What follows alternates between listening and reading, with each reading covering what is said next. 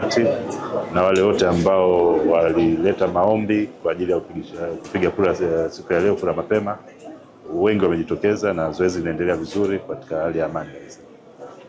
Na labda kutokana na malalamiko ya swala la orodha na nini, labda kuna watu wote ambao wamekuta majina yao hayamo lakini wanatakiwa wapige kura.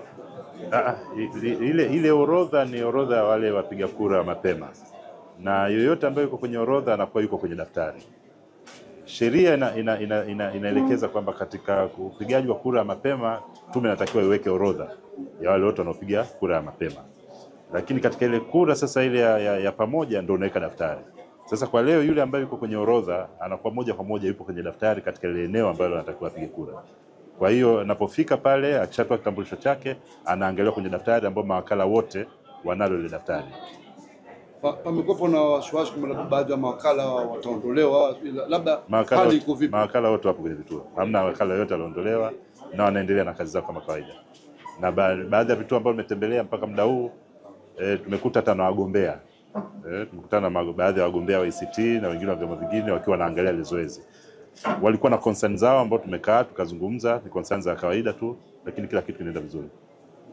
Leo vituo viko vingi. 50. Na zoezi linakwenda kuanzia saa 1 mpaka saa ngapi? Mpaka saa 10. Zoezi saa 1 mpaka saa 10 ndio tafunga vituo.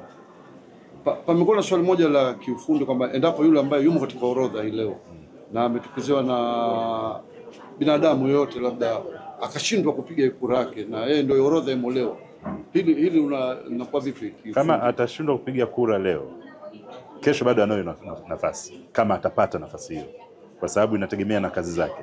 Sababu leo imewekwa rasmi kwa sababu wale wote ambao kesho atashughulika masuala yote ya uchaguzi, lakini bado ile haki yake bado atakuwa nayo.